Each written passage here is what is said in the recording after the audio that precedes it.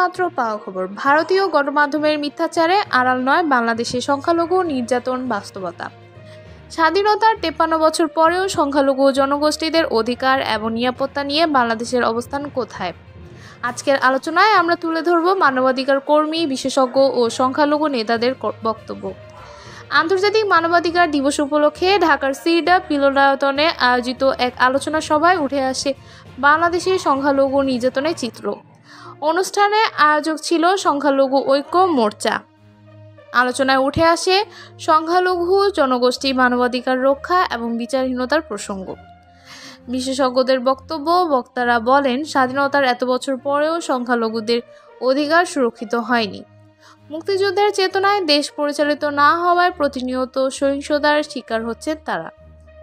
ঢাকা বিশ্ববিদ্যালয়ের অধ্যাপক সৈয়দ আনোয়ার হোসেন বলেন, মুক্তিযুদ্ধের চেতনায় থিতু হতে না পারলে প্রকৃত অসাম্প্রদায়িক রাষ্ট্র গঠন সম্ভব নয়। অন্যদিকে অধ্যাপক হাফিজুর রহমান প্রশ্ন তোলেন, সংখ্যালঘু জনগোষ্ঠীর এত মানুষ দেশ ছেড়ে চলে গেল কেন? এর পেছনে নিশ্চয়ই গভীর কারণ রয়েছে। নীতিগতভাবে ধর্মনিরপেক্ষতা বজায় রাখা জরুরি। গণমাধ্যমের ভূমিকা ও সত্য উন্মোচন। ঢাকা বিশ্ববিদ্যালয়ের নৃবিজ্ঞান বিভাগের শিক্ষক জোবাইদা নাসরিন উল্লেখ করেন, ভারতের গণমাধ্যম মিথ্যাচার করেছে, কিন্তু এই মিথ্যার উপর নির্ভর করে বলা যাবে না বাংলাদেশের সংখ্যালঘু নির্যাতন হয়নি।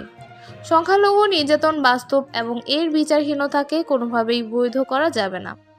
সংখ্যালঘু নেতাদের দাবি, অনুষ্ঠানের বক্তারা সংখ্যালঘু নেতাদের বিরুদ্ধে করা মামলা প্রত্যাহার এবং গ্রেপ্তার ব্যক্তিদের মুক্তির দাবি জানান।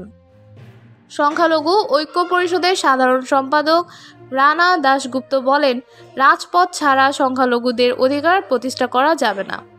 দেশের ভবিষ্যৎ প্রজন্মকে ভালো একটি সমাজ উপহার দিতে হলে আমাদের এখনই ব্যবস্থা নিতে হবে। সমাধানের দিক নির্দেশনা বক্তারা জোর দেন, সংখ্যালঘুদের অধিকার নিশ্চিত করার মাধ্যমে গণতান্ত্রিক ও মানবিক রাষ্ট্র প্রতিষ্ঠা সম্ভব। ফাদার আলবার্ট রোজারিও বলেন, সংখ্যালঘুরা সবসময় রাজনৈতিক ও সামাজিকভাবে ব্যবহৃত হয়। এই অবস্থায় পরিবর্তন আনতে হবে। বেসরকারি সংস্থা ALRD নির্বাহী পরিচালক শামসুল হুদা মনে করেন, বাংলাদেশকে সব ধর্মবর্ণের মানুষের জন্য নিরাপদ করতে হলে সংখ্যালঘুদের প্রতি বৈষম্যের অবসান ঘটাতে হবে। বাংলাদেশের সংখ্যালঘু সম্প্রদায়ের অধিকারের সুরক্ষা ও মর্যাদা প্রতিষ্ঠা কেবল তাদের জন্য নয়, এটি একটি গণতান্ত্রিক এবং মানবিক রাষ্ট্রের জন্য অত্যন্ত জরুরি। এজন্য সবার সমন্বিত প্রয়াস প্রয়োজন। আজকের আলোচনা এই পর্যন্তই। আমাদের সঙ্গে থাকুন। ধন্যবাদ।